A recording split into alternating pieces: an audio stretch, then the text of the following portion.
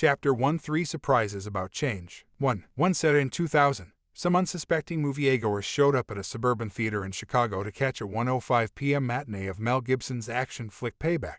They were handed a soft drink and a free bucket of popcorn and were asked to stick around after the movie to answer a few questions about the concession stand. These movie fans were unwitting participants in a study of irrational eating behavior. There was something unusual about the popcorn they received. It was wretched. In fact, it had been carefully engineered to be wretched. It had been popped 5 days earlier and was so stale that it squeaked when you ate it. One moviegoer later compared it to styrofoam packing peanuts, and 2 others, forgetting that they'd received the popcorn for free, demanded their money back. Some of them got their free popcorn in a medium-sized bucket, and others got a large bucket, the sort of huge tub that looks like it might once have been an above-ground swimming pool. Every person got a bucket, so there'd be no need to share. The researchers responsible for the study were interested in a simple question: would the people with bigger buckets eat more? Both buckets were so big that none of the moviegoers could finish their individual portions. So the actual research question was a bit more specific. Would somebody with a larger inexhaustible supply of popcorn eat more than someone with a smaller inexhaustible supply? The sneaky researchers weighed the buckets before and after the movie,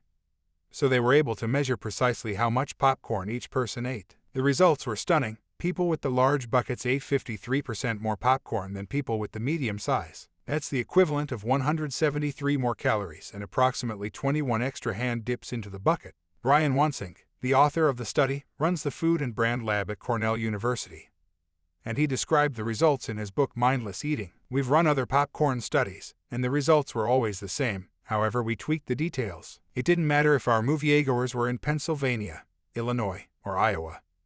And it didn't matter what kind of movie was showing. All of our popcorn studies led to the same conclusion: people eat more when you give them a bigger container. Period. No other theory explains the behavior. These people weren't eating for pleasure. They weren't driven by a desire to finish their portion. It didn't matter whether they were hungry or full. The equation is unyielding. Bigger container equals more eating. Best of all, people refused to believe the results. After the movie, the researchers told the moviegoers about the 2 bucket sizes and the findings of their past research. The researchers asked, "Do you think you ate more because of the larger size?" The majority scoffed at the idea, saying, "Things like that don't trick me," or, "I'm pretty good at knowing when I'm full." Whoops. 2. Imagine that someone showed you the data from the popcorn eating study but didn't mention the bucket sizes. On your data summary, you could quickly scan the results and see how much popcorn different people ate.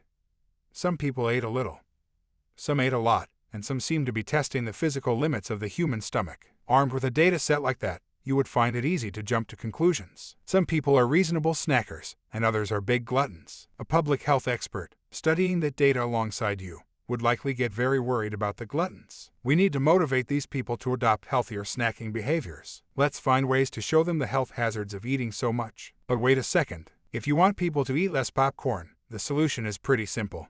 Give them smaller buckets. You don't have to worry about their knowledge or their attitudes. You can see how easy it would be to turn an easy change problem into a hard change problem. And that's the first surprise about change. What looks like a people problem is often a situation problem. 3. This is a book to help you change things. We consider change at every level: individual, organizational, and societal. Maybe you want to help your brother beat his gambling addiction. Maybe you need your team at work to act more frugally because of market conditions. Maybe you wish more of your neighbors would bike to work. Usually these topics are treated separately. There is change management advice for executives and self-help advice for individuals, and change the world advice for activists. That's a shame, because all change efforts have something in common. For anything to change, someone has to start acting differently. Your brother has got to stay out of the casino. Your employees have got to start booking coach fares. Ultimately, all change efforts boil down to the same mission. Can you get people to start behaving in a new way? We know what you're thinking. People resist change. But it's not quite that easy. Babies are born every day to parents who, inexplicably,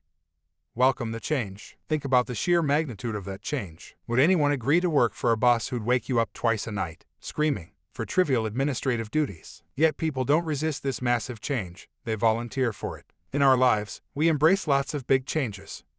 Not only babies, but marriages and new homes and new technologies and new job duties. Meanwhile, other behaviors are maddeningly intractable. Smokers keep smoking and kids grow fatter, and your husband can't ever seem to get his dirty shirts into a hamper. So there are hard changes and easy changes. What distinguishes one from the other? In this book, we argue that successful changes share a common pattern. They require the leader of the change to do 3 things at once. We've already mentioned one of those 3 things: to change someone's behavior. you've got to change that person's situation. The situation isn't the whole game, of course. You can send an alcoholic to rehab, where the new environment will help him go dry. But what happens when he leaves and loses that influence? You might see a boost in productivity from your sales reps when the sales manager shadows them. But what happens afterward when the situation returns to normal? For individuals' behavior to change, you've got to influence not only their environment but their hearts and minds. The problem is this: often the heart and mind disagree fervently. 4. Consider the clocky. 2. An alarm clock invented by an MIT student, Gauri Nanda. It's no ordinary alarm clock. It has wheels. You set it at night, and in the morning when the alarm goes off, it rolls off your nightstand and scurries around the room, forcing you to chase it down. Picture the scene: you're crawling around the bedroom in your underwear, stalking and cursing a runaway clock. Clocky ensures that you won't snooze button your way to disaster. And apparently that's a common fear, since about 35,000 units were purchased, at $50 each, in Clocky's first 2 years on the market. The success of this invention reveals a lot about human psychology. What it shows, fundamentally, is that we are schizophrenic. Part of us, our rational side, wants to get up at 5:45 a.m., allowing ourselves plenty of time for a quick jog before we leave for the office. The other part of us, the emotional side, wakes up in the darkness of the early morning, snoozing inside a warm cocoon of sheets and blankets, and wants nothing in the world so much as a few more minutes of sleep. If, like us, your emotional side tends to win these internal debates, then you might be a potential Clocky customer. The beauty of the device is that it allows your rational side to outsmart your emotional side. It's simply impossible to stay cuddled up under the covers when a rogue alarm clock is rolling around your room. Let's be blunt here: Clocky is not a product for a sane species. If Spock wants to get up at 5:45 a.m., he'll just get up. No drama required. Our built-in schizophrenia is a deeply weird thing, but we don't think much about it because we're so used to it. When we kick off a new diet, we toss the Cheetos and Oreos out of the pantry, because our rational side knows that when our emotional side gets a craving, there's no hope of self-control. The only option is to remove the temptation altogether. The unavoidable conclusion is this: your brain isn't of one mind. The conventional wisdom in psychology, in fact, is that the brain has two independent systems at work at all times. First, there's what we call the emotional side. It's the part of you that is instinctive, that feels pain and pleasure. Second, there's the rational side, also known as the reflective or conscious system. It's the part of you that deliberates and analyzes and looks into the future. In the past few decades, psychologists have learned a lot about these two systems, but of course mankind has always been aware of the tension. Plato said that in our heads we have a rational charioteer who has to rein in an unruly horse that barely yields to horsewhip and goad combined. Freud wrote about the selfish ID and the conscientious superego. More recently, behavioral economists dubbed the two systems the planner and the doer. But, to us, the duo's tension is captured best by an analogy used by University of Virginia psychologist Jonathan Haidt III in his wonderful book The Happiness Hypothesis. Haidt says that our emotional side is an elephant and our rational side is its rider. Perched atop the elephant, the rider holds the reins and seems to be the leader. But the rider's control is precarious because the rider is so small relative to the elephant. Anytime the 6-ton elephant and the rider disagree about which direction to go, the rider is going to lose. He's completely overmatched. Most of us are all too familiar with situations in which our elephant overpowers our rider. You've experienced this if you've ever slept in, overeaten, dialed up your ex at midnight, procrastinated, tried to quit smoking and failed, skipped the gym, gotten angry and said something you regretted, abandoned your Spanish or piano lessons, refused to speak up in a meeting because you were scared, and so on. Good thing no one is keeping score. The weakness of the elephant, our emotional and instinctive side, is clear.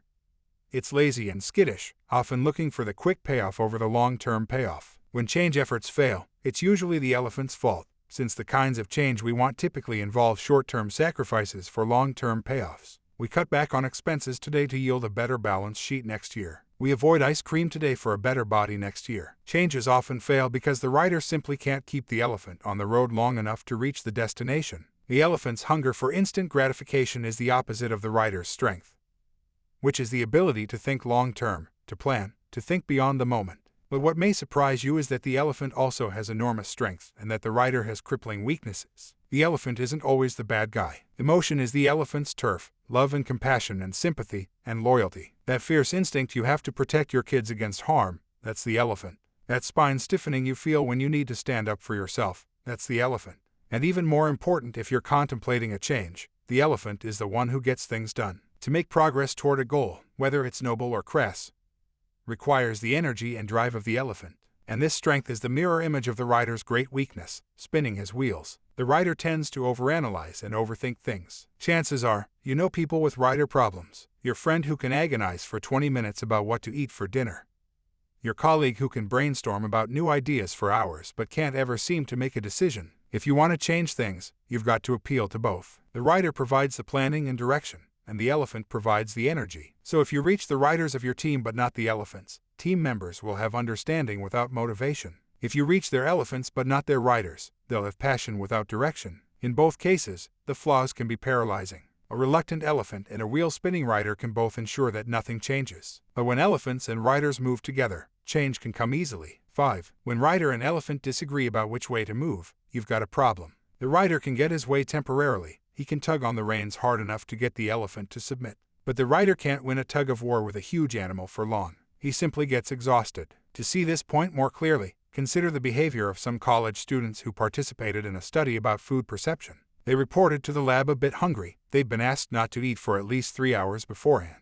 They were led to a room that smelled amazing. The researchers had just baked chocolate chip cookies. On a table in the center of the room were 2 bowls. One held a sampling of chocolates, along with the warm, fresh baked chocolate chip cookies they'd smelled. The other bowl held a bunch of radishes. The researchers had prepped a cover story. We've selected chocolates and radishes because they have highly distinctive tastes. Tomorrow, we'll contact you and ask about your memory of the taste sensations you experienced while eating them. Half the participants were asked to eat 2 or 3 cookies and some chocolate candies, but no radishes. The other half were asked to eat at least 2 or 3 radishes, but no cookies. While they ate, the researchers left the room, intending, rather sadistically, to induce temptation. They wanted those poor radish eaters to sit there, alone, nibbling on rabbit food, glancing enviously at the fresh-baked cookies. Despite the temptation, all participants ate what they were asked to eat, and none of the radish eaters snuck a cookie. That's willpower at work. At that point, the taste study was officially over, and another group of researchers entered with a second, supposedly unrelated study.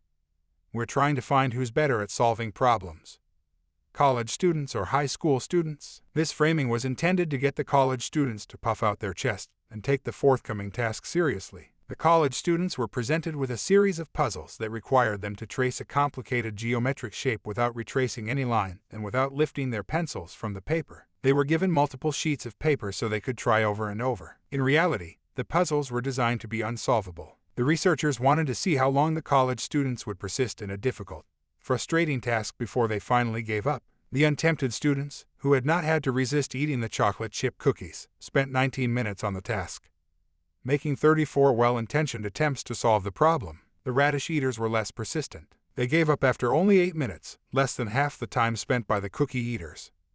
And they managed only 19 solution attempts. Why did they quit so easily? The answer may surprise you: they ran out of self-control. In studies like this one, psychologists have discovered that self-control is an exhaustible resource, for it's like doing bench presses at the gym. The first one is easy, when your muscles are fresh. But with each additional repetition, your muscles get more exhausted, until you can't lift the bar again. The radish eaters had drained their self-control by resisting the cookies. So when their elephants, inevitably, started complaining about the puzzle task, it's too hard, it's no fun, we're no good at this, their riders didn't have enough strength to yank on the reins for more than 8 minutes. Meanwhile, the cookie eaters had a fresh, untaxed rider, who fought off the elephant for 19 minutes. Self-control is an exhaustible resource. This is a crucial realization, because when we talk about self-control, we don't mean the narrow sense of the word, as in the willpower needed to fight vice. We're talking about a broader kind of self-supervision. Think of the way your mind works when you're giving negative feedback to an employee, or assembling a new bookshelf, or learning a new dance. You are careful and deliberate with your words or movements. It feels like there's a supervisor on duty. That's self-control. 2. Contrast that with all the situations in which your behavior doesn't feel supervised. For instance, the sensation while you're driving that you can't remember the last few miles of road, or the easy, unthinking way you take a shower or make your morning coffee. Much of our daily behavior, in fact, is more automatic than supervised. And that's a good thing, because the supervised behavior is the hard stuff. It's draining. Dozens of studies have demonstrated the exhausting nature of self-supervision. For instance, people who were asked to make tricky choices and trade-offs, such as setting up a wedding registry or ordering a new computer, were worse at focusing and solving problems than others who hadn't made the tough choices. In one study, some people were asked to restrain their emotions while watching a sad movie about sick animals. Afterward, They exhibited less physical endurance than others who'd let the tears flow freely. The research shows that we burn up self-control in a wide variety of situations, managing the impression we're making on others, coping with fears, controlling our spending, trying to focus on simple instructions such as don't think of a white bear, and many others. Here's why this matters for change. When people try to change things, they're usually tinkering with behaviors that have become automatic. And changing those behaviors requires careful supervision by the writer. The bigger the change you're suggesting, the more it will sap people's self-control. And when people exhaust their self-control, what they're exhausting are the mental muscles needed to think creatively, to focus, to inhibit their impulses, and to persist in the face of frustration or failure. In other words, they're exhausting precisely the mental muscles needed to make a big change. So when you hear people say that change is hard because people are lazy or resistant, that's just flat wrong. In fact, the opposite is true. Change is hard because people wear themselves out. And that's the second surprise about change. What looks like laziness is often exhaustion. 6. John Stegner believed the company he worked for, a large manufacturer, was wasting vast sums of money. I thought we had an opportunity to drive down purchasing costs, not by 2% but by something on the order of $1 billion over the next 5 years, said Stegner, who is quoted in John Kotter and Dan Cohen's essential book The Heart of Change. To reap these savings, a big process shift would be required, and for that shift to occur, Stegner knew that he'd have to convince his bosses. He also knew that they'd never embrace such a big shift unless they believed in the opportunity. And for the most part, they didn't. Seeking a compelling example of the company's poor purchasing habits, Stegner assigned a summer student intern to investigate a single item: work gloves, which workers in most of the company's factories wore. The student embarked on a mission to identify all the types of gloves used in all the company's factories and then trace back what the company was paying for them. The intrepid intern soon reported that the factories were purchasing 424 different kinds of gloves. Furthermore, they were using different glove suppliers, and they were all negotiating their own prices. The same pair of gloves that cost $5 at one factory might cost $17 at another. At Stegner's request, the student collected a specimen of every one of the 424 different types of gloves and tagged each with the price paid. And all the gloves were gathered up, brought to the boardroom, and piled up on the conference table. Stegner invited all the division presidents to come visit the glove shrine. He recalled the scene. What they saw was a large, expensive table, normally clean or with a few papers, now stacked high with gloves. Each of our executives stared at this display for a minute. Then each said something like, "We really buy all these different kinds of gloves." "Well, as a matter of fact, yes we do." "Really?" "Yes, really." Then they walked around the table. They could see the prices. They looked at two gloves that seemed exactly alike, yet one was marked $3.22 and the other $10.55. It's a rare event when these people don't have anything to say. But that day, they just stood with their mouths gaping. The gloves exhibit soon became a traveling road show, visiting dozens of plants. The reaction was visceral. "This is crazy. We're crazy, and we've got to make sure this stops happening." Soon Stegner had exactly the mandate for change that he'd sought. The company changed its purchasing process and saved a great deal of money. This was exactly the happy ending everyone wanted. 7. Let's be honest, most of us would not have tried what Stegner did. It would have been so easy, so natural, to make a presentation that spoke only to the writer. Think of the possibilities, the spreadsheets, the savings data, the cost-cutting protocols, the recommendations for supplier consolidation,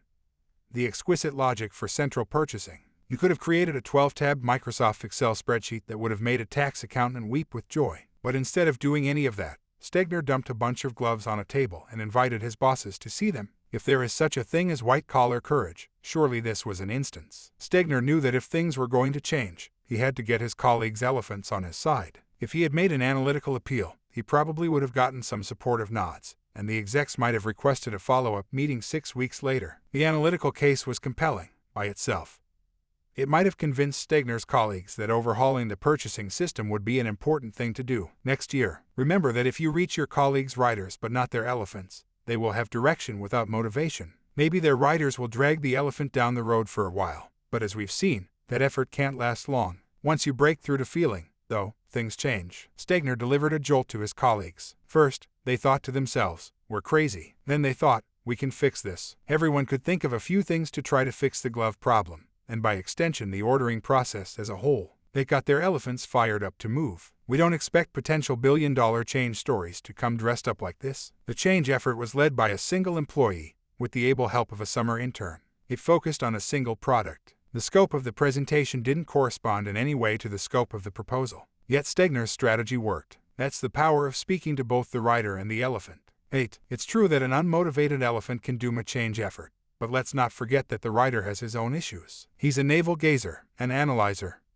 a wheel spinner. If the rider isn't sure exactly what direction to go, he tends to lead the elephant in circles. And as we'll see, that tendency explains the third and final surprise about change. What looks like resistance is often a lack of clarity. Two health researchers, Steve Booth Butterfield and Bill Roger, professors at West Virginia University, were contemplating ways to persuade people to eat a healthier diet. From past research, they knew that people were more likely to change when the new behavior expected of them was crystal clear.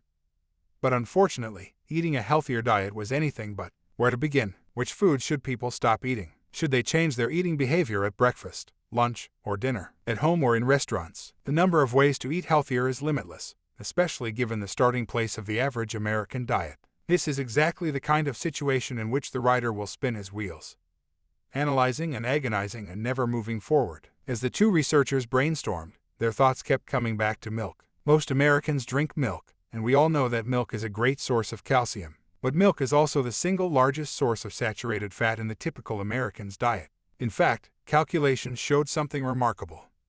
If Americans switched from whole milk to skim or 1% milk, the average diet would immediately attain the USDA recommended levels of saturated fat. How do you get Americans to start drinking low-fat milk? You make sure it shows up in their refrigerators. And that isn't an entirely facetious answer. People will drink whatever is around the house.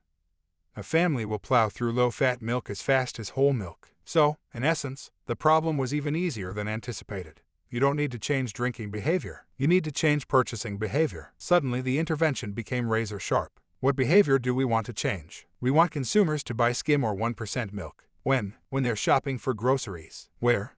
What else needs to change? Nothing. Roger and Booth Butterfield launched a campaign in 2 communities in West Virginia, running spots on the local media outlets for 2 weeks. In contrast to the bland messages of most public health campaigns, the 1% milk campaign was punchy and specific. One ad trumpeted the fact that 1 glass of whole milk has the same amount of saturated fat as 5 strips of bacon. At a press conference, the researchers showed local reporters a tube full of fat, the equivalent of the amount found in a half-gallon of whole milk. Roger and Booth Butterfield monitored milk sales data at all 8 stores in the intervention area. Before the campaign, the market share of low-fat milk was 18%. After the campaign, it was 41%. 6 months later, it held at 35%. This brings us to the final part of the pattern that characterizes successful changes.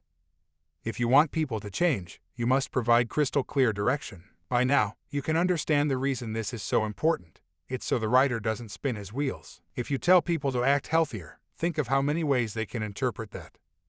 Imagine their riders contemplating the options endlessly. Do I eat more grains and less meat? Or vice versa? Do I start taking vitamins? Would it be a good trade-off if I exercise more and bribe myself with ice cream? Should I switch to Diet Coke? Or is the artificial sweetener worse than the calories? What looks like resistance is often a lack of clarity. Before this study, we might have looked at these West Virginians and concluded they were the kind of people who don't care about their health. But if they were indeed that kind of people, why was it so easy to shift their behavior? If you want people to change, you don't ask them to act healthier. You say, next time you're in the dairy aisle of the grocery store, reach for a jug of 1% milk instead of whole milk. 9. Now you've had a glimpse of the basic 3-part framework we will unpack in this book.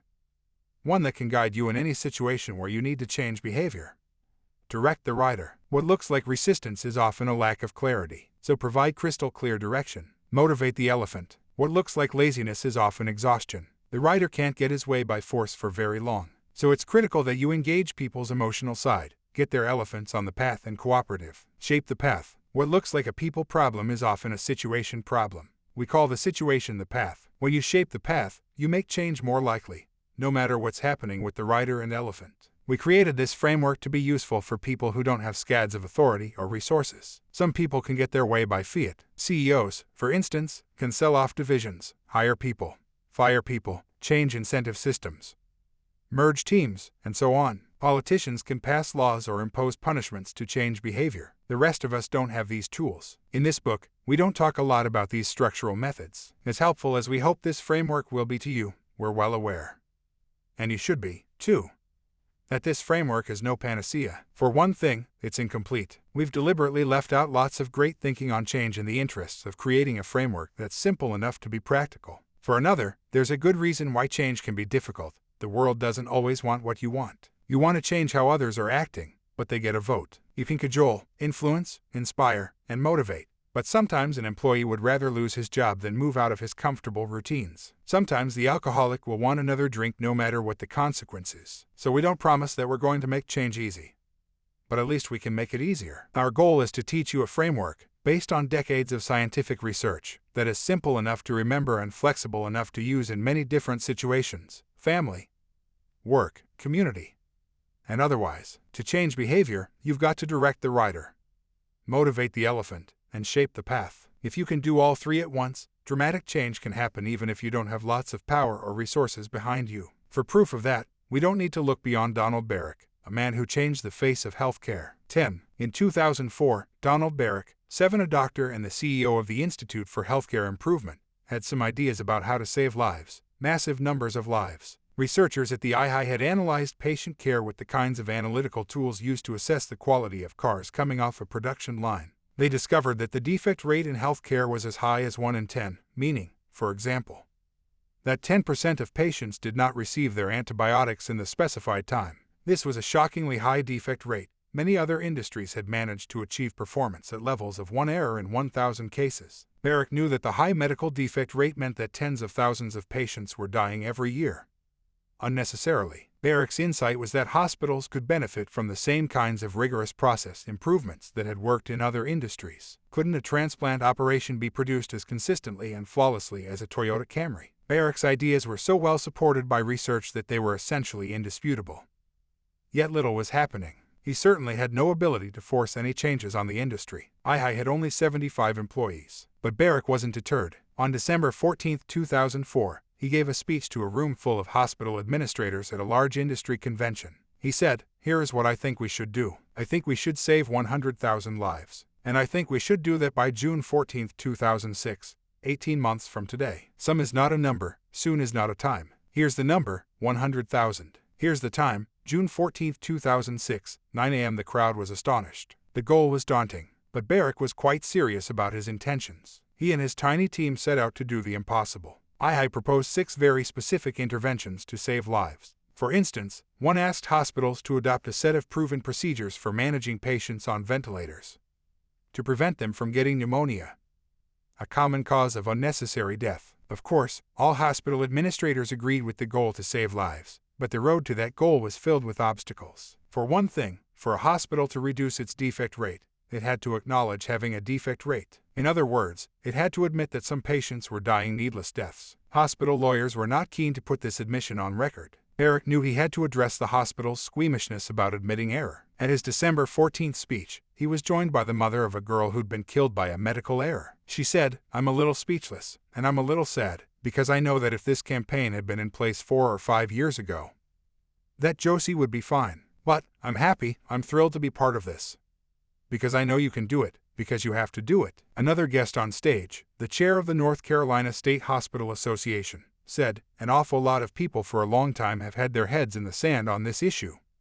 And it's time to do the right thing." It's as simple as that. IHI made joining the campaign easy. It required only a 1-page form signed by a hospital CEO. By 2 months after Barrick's speech, over 1,000 hospitals had enrolled. Once a hospital enrolled, the IHI team helped the hospital embrace the new interventions. Team members provided research, step-by-step instruction guides, and training. They arranged conference calls for hospital leaders to share their victories and struggles with one another. They encouraged hospitals with early successes to become mentors to hospitals just joining the campaign. The friction in the system was substantial. Adopting the IHI interventions required hospitals to overcome decades' worth of habits and routines. Many doctors were irritated by the new procedures, which they perceived as constricting. But the adopting hospitals were seeing dramatic results, and their visible successes attracted more hospitals to join the campaign.